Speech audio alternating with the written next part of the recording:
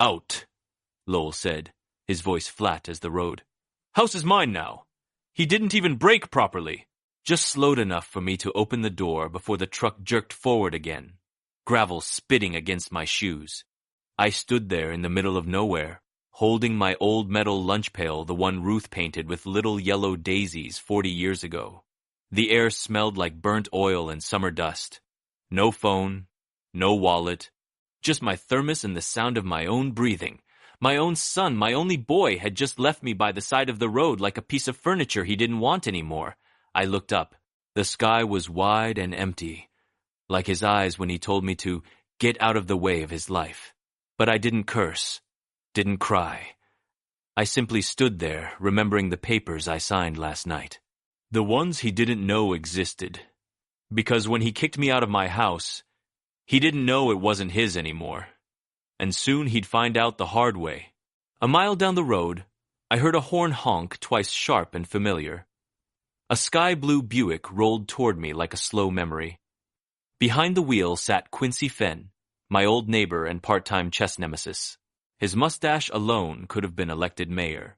"Good Lord, Harlan," he said, leaning over to open the door. "You camping or got evicted?" "Little bit of both," I grunted, sliding in.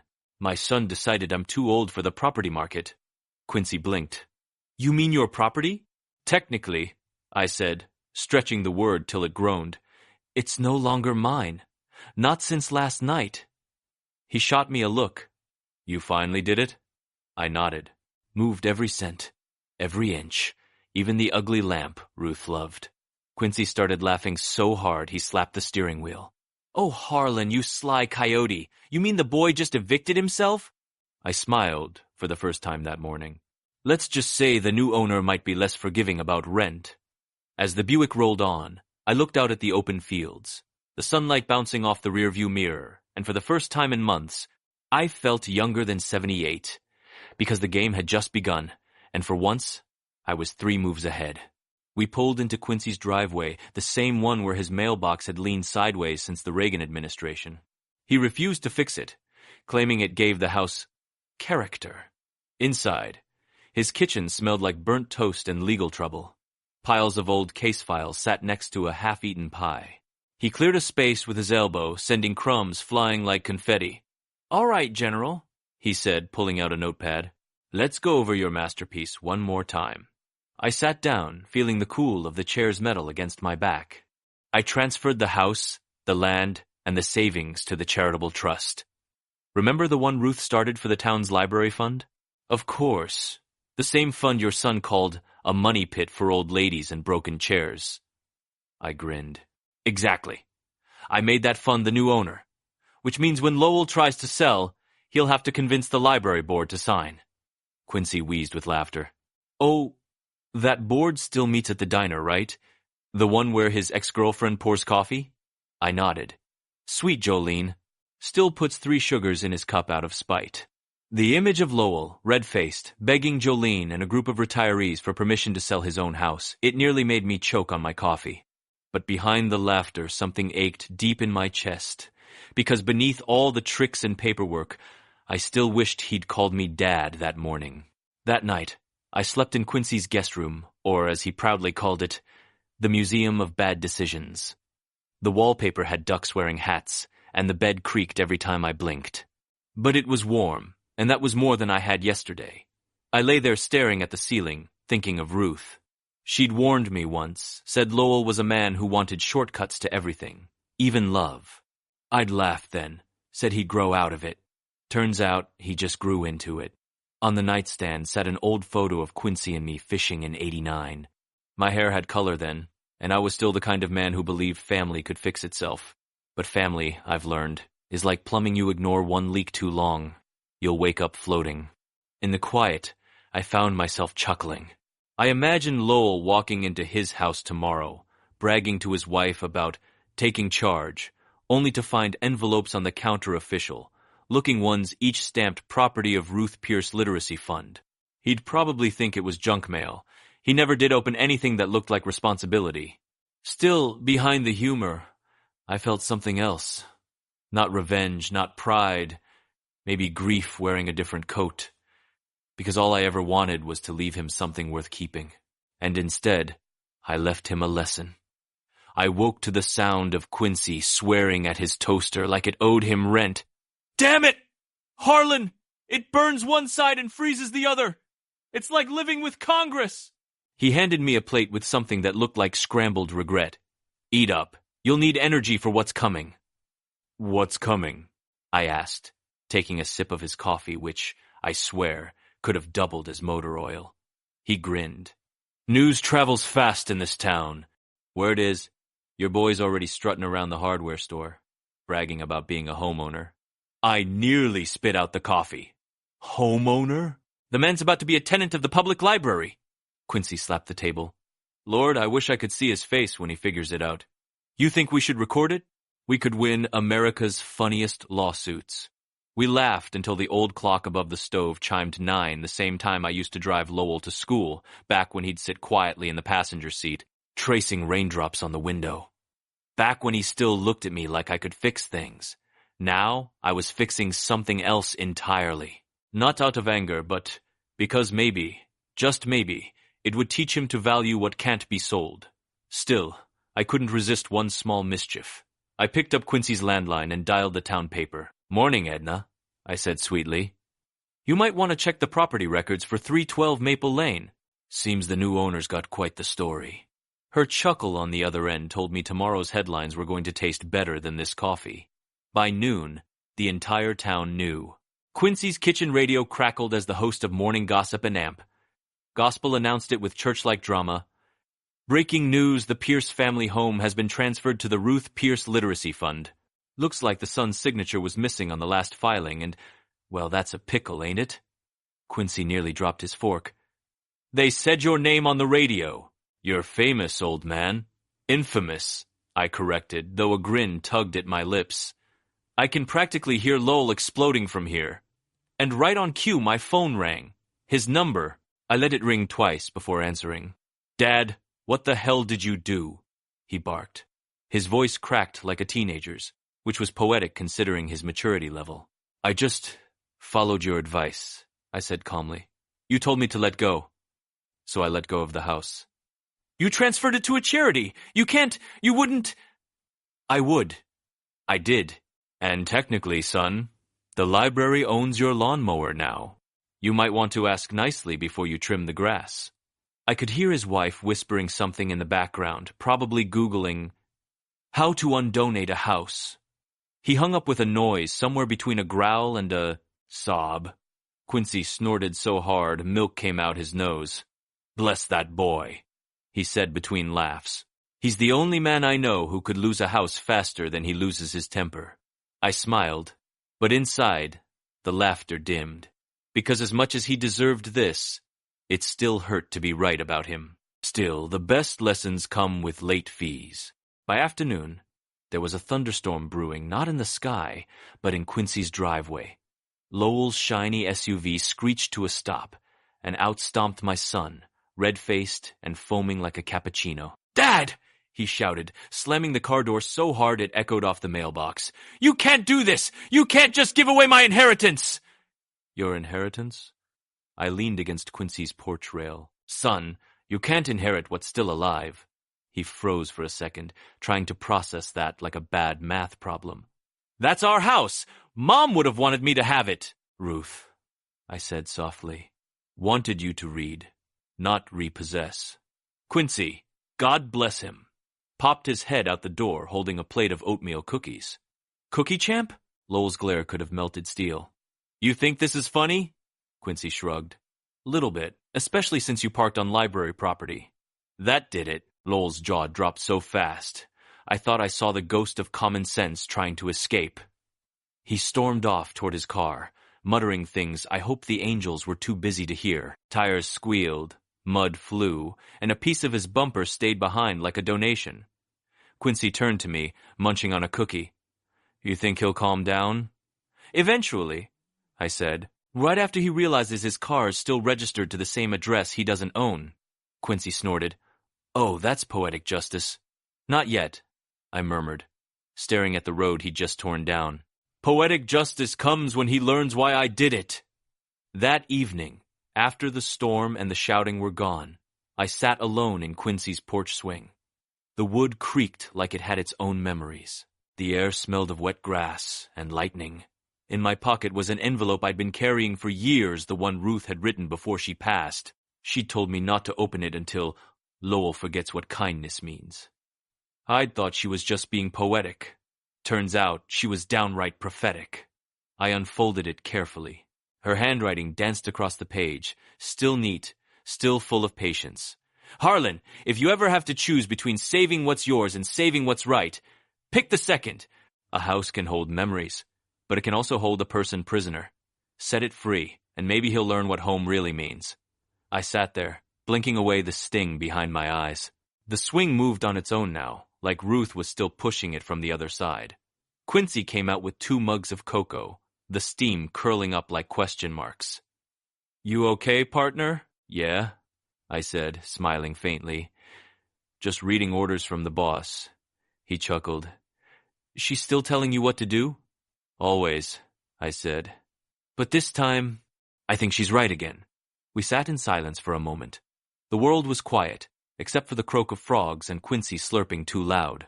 Then he burped softly, looked embarrassed, and said, Well, I'd haunt me too if I'd married me. I laughed so hard I nearly spilled my cocoa. But beneath that laugh, something gentle bloomed the feeling Ruth might be proud. And tomorrow, I'd make sure Lowell learned why his mother's name was still on the deed. The next morning, Quincy was already at the kitchen table, dressed in his best Hawaiian shirt, the one that could blind a crow. He was buttering toast like a man preparing for battle. Morning sunshine, he said. Your boy's been busy. Town hall called. Apparently, he tried to file a complaint that the library stole his residence. The clerk laughed so hard she had to take a break. I chuckled, pouring coffee that smelled strong enough to take paint off a wall. You never did read the fine print. Quincy leaned back. So what's your next move, Professor Vengeance?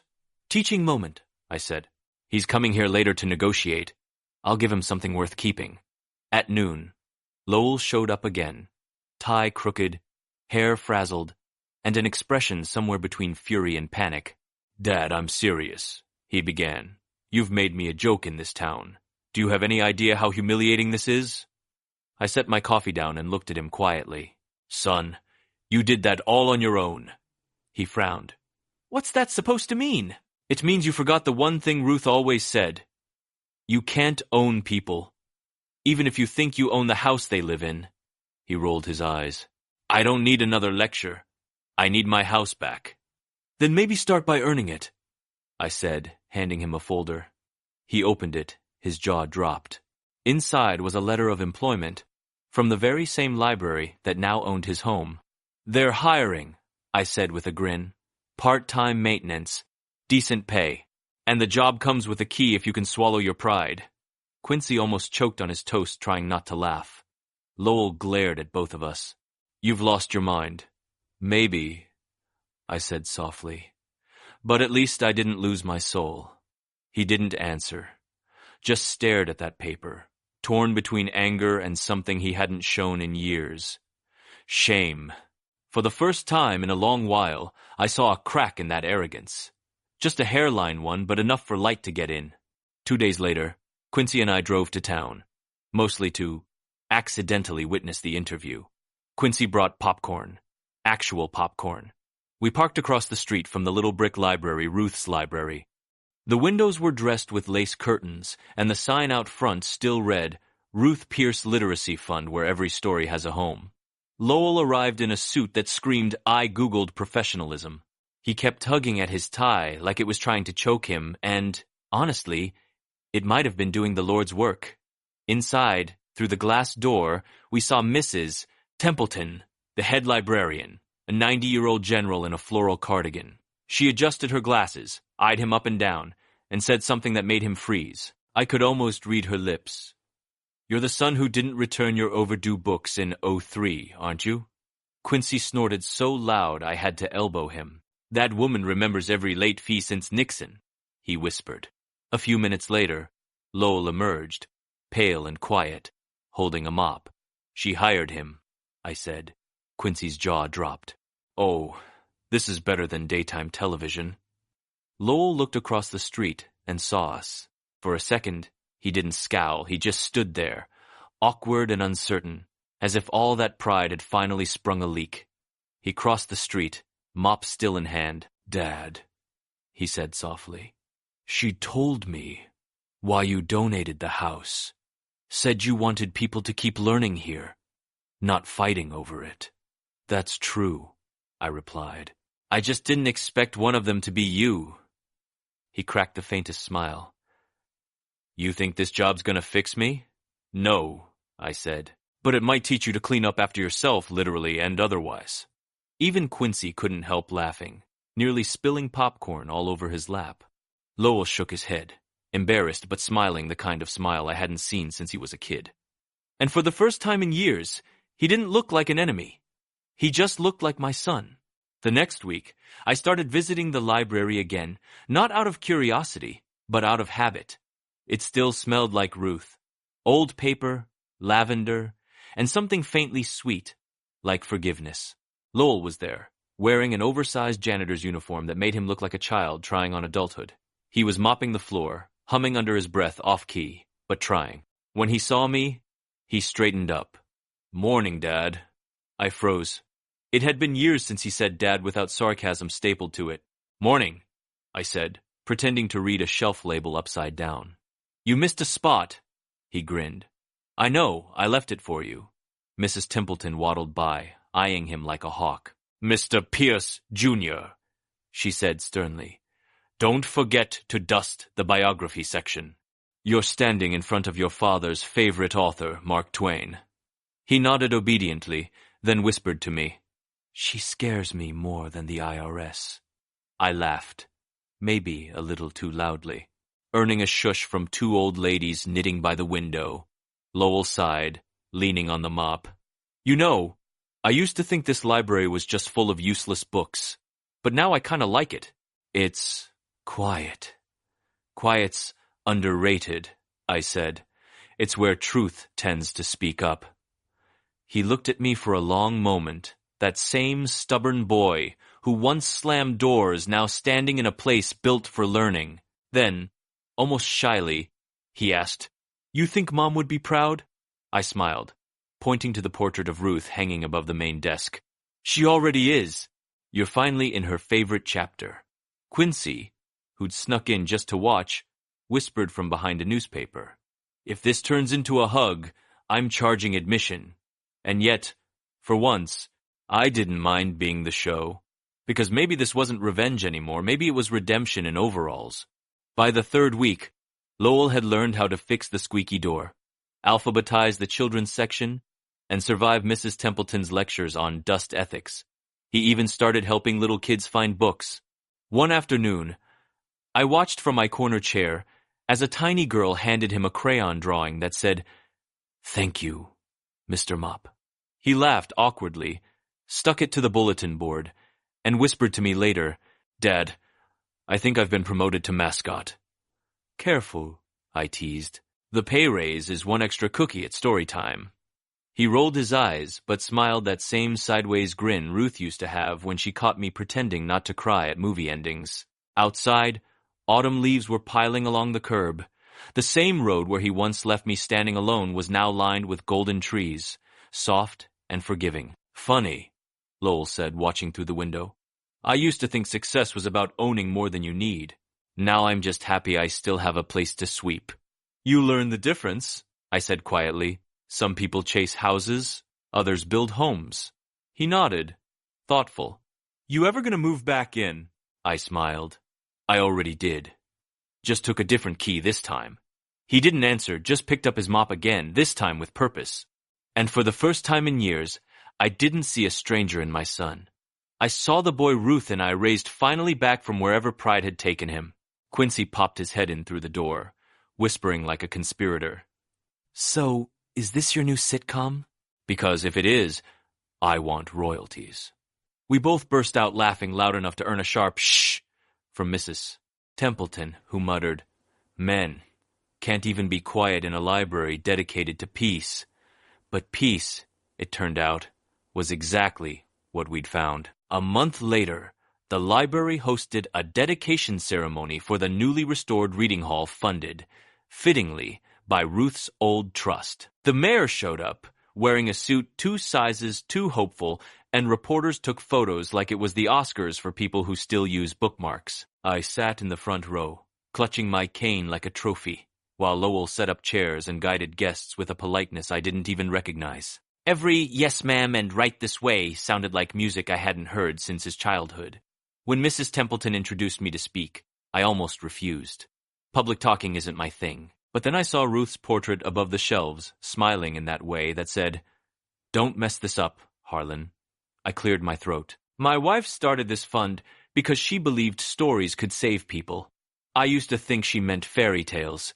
Turns out, she meant the ones we live through. People clapped softly. Lowell looked down, embarrassed but proud. I could tell he was holding his breath to keep from crying. When the ribbon was cut, the crowd moved toward the new hall. I lagged behind, just watching my son hold the scissors, the very same boy who once told me, "Out, the house is mine." Now he was unlocking doors instead of closing them. As we stood side by side, Quincy elbowed me. "You know," he whispered, "this might be the first time I've seen you two in the same building without property damage." I laughed so hard my glasses fogged. "Don't jinx it, Quincy. The day's still young." Lowell chuckled too, shaking his head. "You two are impossible." "For once," I said, "I'm fine with that." And when he rested his hand gently, awkwardly on my shoulder, I realized something simple and strange. Forgiveness doesn't arrive like lightning. It sneaks in quietly, like sunlight through a library window. A few weeks later, I found Lowell waiting for me outside the library. He wasn't in his janitor's uniform this time, just jeans, a flannel shirt, and a nervous smile that didn't quite know where to land. "Dad," he said, holding something small in his palm, "I wanted to give you this." It was a key, rusty, old-fashioned, the kind Ruth had loved, the kind that looked like it belonged in a fairy tale or a memory. "I found it in the storage closet," he said. "Mrs. Templeton said it used to open the front door before they changed the locks. I wanted you to have it. You built this place long before I knew what it meant." I took the key carefully, feeling its cool weight in my hand. "Son," I said softly, "this isn't just a door key. This is proof you finally stopped trying to own things and started to understand them."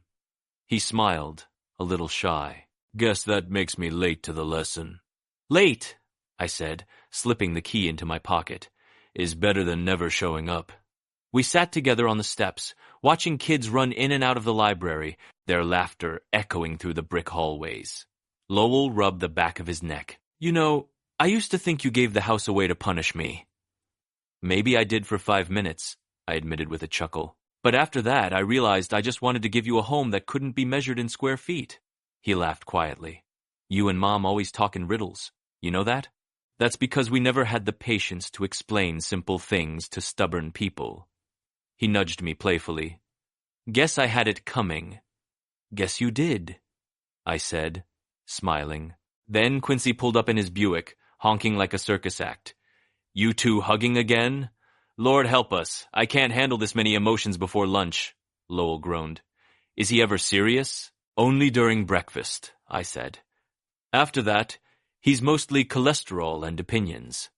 We all laughed the kind of laugh that heals something you didn't even know was broken, and for the first time in a long while, the silence between father and son didn't feel like distance. It felt like peace catching its breath. Winter came softly that year. The library glowed every evening like a lantern in the snow, and I often found myself standing outside, watching the light spill through the windows, the same windows Ruth had chosen 40 years ago. Inside, Lowell would still be working late.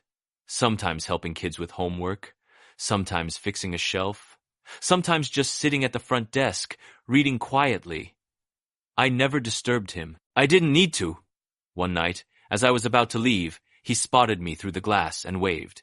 Then he walked outside, breath fogging in the cold, and handed me a cup of cocoa. "Mom used to make it like this," he said. "Too sweet." I took a sip. It was awful. Perfectly awful. "You remembered," I said. He grinned. "You think I'd forget?" I might have forgotten birthdays, holidays, and decency for a while, but not that. We stood there in silence, the world hushed under snow, and for the first time, neither of us needed to fill it with words. After a while, Lowell spoke again. You know, Dad, I used to think you got even with me. Now I see you just gave me another chance. I smiled, staring up at the library sign, the Ruth Pierce Literacy Fund. Your mother always said revenge was just another word for correction. I guess she was right. He chuckled. She usually was. Always was, I corrected. He looked at me then. Really looked not like a man who'd lost something, but like a son who'd finally found his way home. And in that quiet, snowy street, I realized the truth. I hadn't lost a house. I'd rebuilt a family. One story, one lesson, one laugh at a time. When we said goodnight, he locked the library door and slipped the key, his key, into his pocket. I walked away smiling, cane crunching on the frozen ground, feeling Ruth beside me somehow. Because she was right all along, the best endings don't come with victory or revenge. They come when you finally see the people you love, learning how to begin again. Tell me in the comments, where in the world are you watching from, and how old are you? And if this story touched your heart, don't forget to subscribe.